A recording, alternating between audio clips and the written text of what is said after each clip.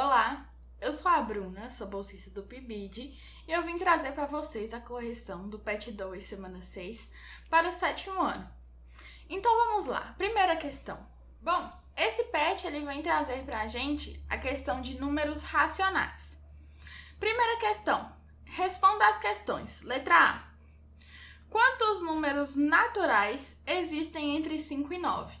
Então, entre 5 e 9 de naturais, nós temos o 6, o 7 e o 8. Ou seja, nós temos 3 números naturais. Ok? Quantos números racionais existem entre 3 e 4? Então, se a gente pegar aí numa reta numérica, entre o 3 e o 4, nós vamos ter infinitos números racionais. Exemplo, 3,1, 3,12, 3,01, 3,9, alguma coisa. Então, eles vão ser aqui infinitos, ok? O número racional 17/4 está situado entre quais números naturais consecutivos? Então, para a gente descobrir, basta a gente fazer a divisão, 17 por 4. Então, 17 dividido por 4 dá 4. 4 vezes 4 é 16. Sobra 1. A gente coloca a vírgula e o 0. 10 dividido por 4 é 2. 2 vezes 4 é 8. Sobram 2. Coloco o 0. 20 dividido por 4 é 5. 5 vezes 4 é 20. 0. Então, ele é maior do que 4, porém é menor do que 5. Então, ele vai estar entre 4 e 5. O número racional menos 3 meios está situado entre quais números inteiros consecutivos? É a mesma ideia, vamos dividir 3 por 2. Então, 3 dividido por 2. Então, aqui nós temos 1. 1 vezes 2 é 2 e subtraindo sobra 1. Passa a vírgula e coloca o 0. 10 dividido por 2 é 5. 5 vezes 2 é 10 e aqui é 0. Só que como o nosso número é negativo, então nós temos aqui menos 1,5, então ele vai estar situado entre menos 2 e menos 1, certo? Na nossa reta numérica, olha, aqui eu vou ter menos 2, aqui eu vou ter menos 1, e no meio nós vamos ter menos 1,5. Ok? Próxima questão. Escreva os números racionais no formato fracionário. Letra A. Nós temos 5,6. Como que a gente faz isso? A gente escreve o número sem a vírgula, então 56, sobre o 1 seguido de zeros. Quantos zeros? Eu conto quantos números eu tenho após a vírgula. Se eu tenho um número após a vírgula, vai ser um único zero. Agora, basta simplificar. Os dois são pares, então eu divido em cima e embaixo por 2. 56 dividido por 2 é 28. 10 dividido por 2, 5. Letra B. Vamos copiar o número sem a vírgula, então menos 225 sobre 1, seguido de 2 zeros. Vamos simplificar, olha. Tanto o numerador quanto o denominador dividem por 5. Então, nós vamos começar aqui devagar mesmo, dividindo por 5, tá? Então, 225 dividido por 5 vai dar 45. 100 dividido por 5 é 20. Ainda dá para dividir por 5 de novo. Então, vamos dividir aqui por 5. 45 dividido por 5 dá 9. E 20 dividido por 5 dá 4. Então, essa vai ser a nossa fração final. Letra C. Escrevemos o número sem a vírgula. Então, aqui, como nós só temos zeros, né, antes do 7, vamos copiar somente o 7 sobre 1, seguido de 2 zeros, porque eu tenho 2 números após a minha vírgula, certo? Como o 7 é primo, né, a gente não consegue simplificar. E a letra D é a mesma história. Vamos copiar somente o 67, porque eu tenho um zero antes, sobre 1, seguido de 2 zeros. E é isso, essas são as nossas frações. Questão 3. Escreva os números racionais no formato decimal. Então, a gente tem aqui duas formas, né? A primeira forma, que a gente vai utilizar na letra A e na letra B, é a gente dividir numerador pelo denominador. Então, vamos lá. 1 dividido por 4. O 1 não divide por 4, então eu coloco um 0, e aqui um 0. 10 dividido por 4 é 2, 2 vezes 4 é 8, né? Sobram 2. Coloco 0. 20 dividido por 4 é 5. 5 vezes 4 é 20, 0. Como o nosso sinal aqui é negativo, então vai ficar menos 0,25. Então, essa é a nossa forma decimal. Letra B, vamos dividir 3 por 5. Então, 3 dividido por 5. Não consigo dividir de primeira, então 0, e o 0 aqui. 30 dividido por 5 é 6, porque 6 vezes 5 é igual a 30. Subtraindo é 0.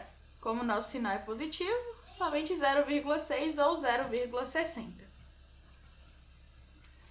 No caso da letra C, é mais simples, por quê? Vocês lembram quando a gente ia passar do decimal para o fracionário, que a gente colocava o 1 seguido de 2 zeros no denominador? Se eu dividir em cima e embaixo por 2, né, então em cima aqui eu vou ter 13,5, por mais que isso aqui não pode, tá? Sobre 100. Ok. A minha vírgula está aqui. Para eu transformar em decimal, como eu preciso excluir esses dois zeros, eu vou andar com a minha vírgula duas casas para a esquerda. Então, vai ficar menos, né, já que o nosso sinal é negativo, 0,135. Ok? Letra D. A mesma história, olha, eu preciso eliminar esses dois zeros. A minha vírgula, quando não aparece, está à direita. Então, eu ando duas casas para a esquerda. Então, para mim, vai ficar 0,19. Questão 4. Questãozinha aí de Enem. Num projeto da parte elétrica de um edifício residencial a ser construído, consta que as tomadas deverão ser colocadas 0,2 metros acima do piso, enquanto os interruptores de luz deverão ser colocados a 1,47 metros acima do piso. Um cadeirante, potencial comprador de um apartamento desse edifício, ao ver tais medidas, alerta o fato de que elas não contemplarão suas necessidades. Os referenciais de altura em metros para atividades que não exigem o uso de força são mostrados na seguinte figura. Uma proposta substitutiva relativa às alturas de tomadas e interruptores, respectivamente, que atenderá aquele potencial comprador é... Então, aqui, né, ao analisar a imagem, a gente percebe que o cadeirante ele tem que ter a tomada, né, que atende às necessidades dele tem que estar no mínimo a 0,4 de altura. Então, a única aqui que atende essa nossa necessidade, olha, é a letra E. E o nosso interruptor tem que estar a, no máximo, 1,35 de altura. Então, o máximo aí que atende a nossa necessidade, olha, tá vendo? Os outros ultrapassam, olha. Esse aqui tá no limite superior e esse aqui ainda é inferior. Mas todos os outros aqui, olha, estão abaixo do que ele pode. Então, o único que satisfaz aí as nossas necessidades, letra E. Questão 5, questãozinha de Enem. Deseja-se comprar lentes para óculos. As lentes devem ter espessuras mais próximas possíveis da medida de 3 milímetros. Num estoque de uma loja, há lentes de espessuras 3,1, 3,021, 2,96, 2,099 e 3,07. Se as lentes forem adquiridas nessa loja, a espessura escolhida será a D. Então, ele quer a espessura mais próxima de 3. Ok? Então, aqui a gente vai ter que fazer uma comparação mesmo entre números decimais, certo? Bom, Aqui a gente já percebe que o 2,099, ele é um dos mais distantes, porque ele é bem próximo de 2,1, e 2,1 está bem distante do 3. Então, esse aqui a gente já elimina, né? Assim como também, olha, o 3,1 e o 3,07, né? Porque eles também estão mais distantes se comparados a esses dois. Porque, olha, o 2,96 está a uma distância de 0,04 dos nossos 3 milímetros que a gente quer. E o 3,021 está a uma distância de 0,021 do que a gente quer. Bom, Bruna, como é que eu faço para comparar esses dois? Né? Eu tenho 0,04 e eu tenho 0,021. Como que eu faço para saber qual que é o mais próximo? Então, primeiro eu tenho que igualar as casas decimais, né? Então, aqui, agora sim eu consigo igualar. Como eu estou igualando, olha, as duas últimas aqui, é como se eu comparasse números naturais. Como 21 é menor do que 40, então 3,21 vai estar mais próximo de 3 do que o 2,96. Ok? E para a gente finalizar a questão 6, o segmento XY indicado na reta numérica abaixo está dividido em 10 segmentos congruentes pelos pontos A, B, C, D, E, F, G, H e I. Admita que XY representem, respectivamente, os números 1 sobre 6, então x é 1 sobre 6, e y é 3 sobre 2. Ok. O ponto D representa qual número? Então, olha aqui o ponto D, olha. O que a gente vai fazer para descobrir qual o número que representa o ponto D? Bom, primeiro, a gente vai descobrir a distância entre x e y. Para isso, a gente vai subtrair 3 meios de 1/6. Como que a gente faz isso? Olha, 3 meios menos 1/6. Eu vou transformar essa fração aqui, olha, em uma fração de denominador 6. Mas como? Eu vou multiplicar em cima e embaixo por 3. 3 vezes 3 é 9. 2 vezes 3 é 6. Menos 1/6. Agora sim, 9 menos 1 é 8. 8 sobre 6. E aí eu vou dividir essa fração aqui, olha, por 10. Ok? Já que eu sei que cada espacinho deles aqui vale 10. Como que eu faço essa divisão? Eu conservo a primeira e multiplico pela segunda invertida. Legal. Eu posso fazer algumas simplificações.